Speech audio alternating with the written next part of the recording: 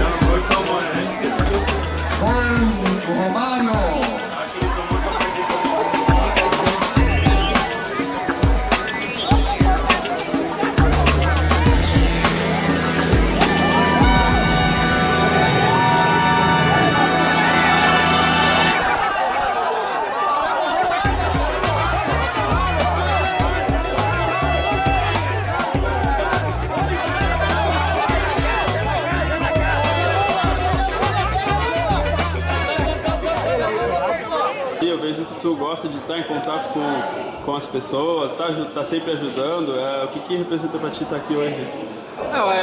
Basicamente essa felicidade de poder contribuir de alguma forma e com uma causa que me comove. Eu tenho muita relação que são as pessoas com deficiência, desde a história do meu irmão e a saudade que eu tenho dele, até 2 sobrinhos atualmente que são deficientes também. E aí eu vínculo com o pai, toda a trajetória. Meu pai, quando vivo, foi vice-presidente durante muitos anos, diretor. Acho que esse intuito de tentar se relacionar com o deficiente, estar próximo, incluir, sempre presente na nossa família.